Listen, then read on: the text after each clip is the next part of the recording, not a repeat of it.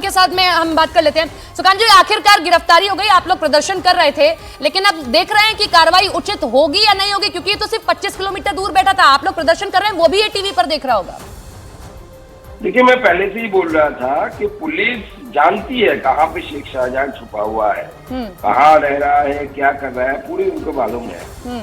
और हमारी लगातार आंदोलन चल रही थी और पुलिस और सरकार पहले से ही ऐसे बोल रही थी कि वो बोल रहे थे कि ऐसा कुछ नहीं हुआ, ऐसा कुछ नहीं हुआ। अब मैंने बोला था सरकार को हम बाध्य करेंगे, घुटने पे लाएंगे कि शेख शाहजहां को गिरफ्तार करना। आप लोगों ने ही मुझे पूछा था कुछ दिन पहले जी, जब मैं संदेशखाली जाने की कोशिश किया था और मुझे अल्टीमेटली जब मैं गया था वहाँ संदेशखाली पहुंचा था कि कितने दिन पर शेख शाहजहां, क्या आपको लगता है इतने बाद क्या शाहजहां गिरफ्तार होगा? तो हमने बोला था कि आप सरकार को बाध्य करें। हमारी कल से धरना चल रही, आज आखिरी दिन है धरने का, तो हमारी ये लगातार आंदोलन के साथ संदेशखाली की माता की बहनों की जो लगातार आंदोलन रहा, इसके कारण सरकार बाध्य हुई है शेख शाहजहां को गिरफ्तार करने के लिए। नहीं, ये बात हो गई सुकांत जी, गिरफ्तारी हो गई, अच्छी बात है, लेकिन अगर आप पुलिस की कार्यशैली पर सवाल खड़े कर रहे हैं तो क्या आपको लगता है कि अब इसे अगर कस्टडी में ले लिया जाएगा तो ज्यादा दिन की रिमांड मांगी जाएगी, पूछताछ की जाए कि आखिर किसका संरक्षण मिला था इतने दिनों तक ये छुपा रहा, इतनी पास बैठकर भी कोई शक? देखिए, पुलिस तो कोशिश करेगी हर तरीके से कि शेख शाहजहां को रिहा कर दिया जाए, बरी कर दिया जाए, लेकिन हमारी जेपी की पूरी नजर इस घटना पे घटेगी और सरकार या पुलिस रहेगी नजर इस घटना पर। किसी भी तरीके से शेख शाहजहां को बचाने की कोशिश करती है तो फिर से हम आंदोलन। जी, बहुत बहुत शुक्रिया जुड़ने के लिए और बातचीत करने के लिए। तो आखिरकार टीएमसी नेता शाहजहां शेख की गिरफ्तारी मिनाखा इलाके से हुई, जो कि संदेशखाली से महज 25 किलोमीटर दूर। लेकिन अब बात हिमाचल प्रदेश की करते हैं, क्योंकि वहां पर सब कुछ ठीक नहीं चल रहा है राजनीतिक लिहाज से। कांग्रेस सरकार के लिए राहत भरी खबर, लेकिन इन सबके बीच में ये आती है कि पार्टी की तरफ से ऑब्जर्वर बनकर शिमला पहुंचे भूपेंद्र सिंह हुड्डा और डीके शिव कुमार ने विक्रमादित्य समेत सभी नाराज विधायकों को मनाने का दावा कर दिया है। देर रात तक कांग्रेस विधायकों से बात करने के बाद अब हुड्डा होटल से बाहर आए तो उन्होंने कहा कि सब ठीक है। उन्होंने कहा कि वो बाकी विधायकों से भी बात करेंगे ताकि अगर उन्हें कोई शिकायत है तो उससे दूर किया जाए। आपको याद होगा कल ही विक्रमादित्य ने प्रेस कॉन्फ्रेंस की और ये कह रहे हैं कि वीरभद्र सिंह के नाम पर वोट लिए गए, सब कुछ किया गया, लेकिन कई वादे थे जिन पर काम नहीं किया गया। वीरभद्र सिंह को सुनिए एक बार। नहीं, और भी बात करेंगे विधायकों से। ठीक है सर, अभी क्या इनपुट है सर? जो ठीक है,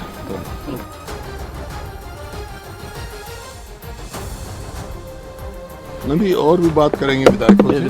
ठीक है सर, अभी क्या इनपुट है सर? जो ठीक है। भूपेंद्र हुड्डा को आप सुन रहे थे, ऑब्जर्वर बनकर गए हैं और ये कहा जा रहा है कि बातचीत की तो सब कुछ ठीक हो गया। इधर पूर्व सीएम वीरभद्र सिंह के बेटे विक्रमादित्य के तेवर नरम पड़ गए हैं। वो अब इस्तीफा मंजूर करने के लिए मुख्यमंत्री सुक्खू पर दबाव नहीं डालेंगे और इसकी जानकारी हिमाचल के प्रभारी बनाए गए राजीव शुक्ला ने दी है। उन्होंने बताया कि सीएम सुखविंदर सिंह सुक्खू ने कहा है कि वो विक्रमादित्य सिंह का इस्तीफा स्वीकार नहीं करने जा रहे हैं। विक्रमादित्य सिंह भी इस बात पर भी सहमत हो गए हैं कि वो इस्तीफे के लिए जोर नहीं डालेंगे। इनको मुख्यमंत्री जी ने कहा है कि हम इनका इस्तीफा स्वीकार नहीं कर पा रहे हैं। इन्होंने हाईकमान ने भी इनसे कहा, उनसे बात हुई, जो हमारे ऑब्जर्वर से उनसे सबसे बात हुई और इसके बाद अब ये तय किया है कि ये आप अपने इस्तीफे पर दबाव नहीं डालेंगे, प्रेस नहीं करेंगे। पार्टी के दोनों ऑब्जर्वर भूपेंद्र सिंह हुड्डा और डीके शिव कुमार से बात करने के बाद विक्रमादित्य ने कहा कि इस्तीफा देने और इस्तीफा स्वीकार करने का दबाव बनाने में फर्क है। उन्होंने ऑब्जर्वर के सामने अपनी बात रखने का दावा किया और कहा कि जब तक कुछ निर्णय नहीं होता तब तक वो अपने इस्तीफे को लेकर सीएम पर कोई दबाव नहीं डालेंगे। ऑब्जर्वर्स के साथ जो वर्तमान परिस्थितियां बनी हुई है उसके बारे में उनको जानकारी दी है, इसलिए जब तक इसका निर्णय नहीं लिया जाता तब तक मैं अपनी रेजिग्नेशन को प्रेस नहीं करूंगा और फाइनल आउटकम जो है वो आने वाले समय में लिया जाए। विक्रमादित्य के तेवर नरम पड़ गए हैं। आप कह रहे हैं कि देखिए पार्टी जो कहेगी वो किया जाएगा, जो पार्टी के लिए उचित होगा वो करेंगे। लेकिन अब आगे क्या आपके जहन में भी यही चल रहा होगा? तो जो अब ऑप्शंस बचे हैं कांग्रेस के पास में, वो हम ग्राफिक्स आपको दिखा देते हैं। और सबसे बड़ी भूमिका इस वक्त तो स्पीकर की हो जाती है कि स्पीकर के पास में बहुत बड़ा एक निर्णय है कि अगर वो जो 6 हैं उनको अमान्य घोषित कर देता है, रद्द कर देता है उनकी मान्यता को, तो फिर ये जो आंकड़ा है जो अभी 65 का है वो घटकर 62 हो जाएगा और ऐसे में 25 का ही बहुमत का आंकड़ा बच चाहिए। अब कांग्रेस के 6 विधायक जो बागी हुए, बागियों को इस्तीफा देना होगा और इसके बाद सभी की सदस्यता रद्द हो जाएगी। स्पीकर के हाथ में सब कुछ होता है। आपने महाराष्ट्र में देखा या बाकी जगहों पर भी आपने देखा है कि किस तरीके से स्पीकर के पास में बहुत सारी चीजें होती है। और अगर हिमाचल विधानसभा में बहुमत का आंकड़ा 32 हो गया तो सुक्खू सरकार खतरे में आ जाएगी। और आइए ये भी समझते हैं, हिमाचल में फिलहाल कांग्रेस के 34 विधायक एकजुट हैं, जिनमें से अगर जो विधायक नहीं टूटे तो सुक्खू सरकार पर कोई खतरा नहीं होने वाला है। हालांकि कांग्रेस के सामने अभी भी 2 विकल्प बचे हुए हैं। शायद इसीलिए स्पीकर ने बागी विधायकों पर अपना फैसला सुरक्षित रख लिया है। कांग्रेस को 34 विधायकों का समर्थन मिला और अगर और विधायक नहीं टूटे तो सुक्खू जी की सरकार नहीं जाने वाली है, यानी कि सुक्खू जी की सरकार बच जाएगी। पहला विकल्प क्या है? यह है कि कांग्रेस बागी विधायकों की शर्त माने और जो सीएम का चेहरा है वो बदल दे, सुक्खू को सीएम पद से हटाकर उनकी जगह किसी और को काबिज कर दे। इससे सरकार गिरने की आशंका जो है वो दूर दूर तक खत्म हो जाएगी। ये एक विकल्प बचता है। दूसरा, सुक्खू सीएम रहे और बागी विधायकों को अयोग्य करार दे दिया जाए, क्योंकि अपने आप जो आंकड़ा है वो आपके पक्ष में आ जाएगा। इसके बाद सरकार पर खतरा टला, लेकिन खत्म अभी नहीं हुआ। क्यों? नाराज विधायकों की संख्या बढ़ी तो सरकार गिर सकती है। अभी तो सिर्फ 6 हैं, लेकिन अगर 6 से ज्यादा हुए तब सुक्खू जी को दिक्कत हो सकती है। कांग्रेस के बाकी 34 विधायक एकजुट रहे तो सरकार को कोई खतरा नहीं है। यानी कि 2 ही ऑप्शन है, या तो आप मुख्यमंत्री का चेहरा बदल दीजिए या फिर सबसे बात करिए और बात कर को सबको एकजुट कर लीजिए। तो इतना सब होने के बाद हिमाचल में कांग्रेस सरकार पर खतरा भले ही टल गया हो, लेकिन पूरी तरह से खत्म नहीं हुआ। वो कैसे, ये भी जान लीजिए।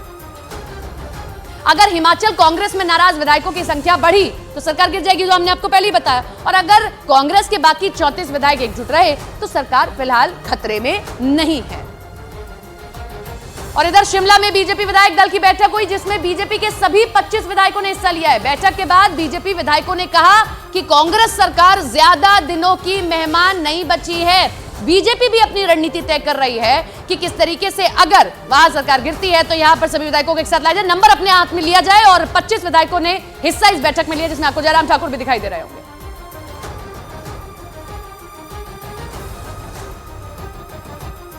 और गुजरात के जामनगर में अनंत अंबानी और राधिका मर्चेंट की प्री वेडिंग सेरेमनी की शुरुआत अन्य सेवा से हो गई है।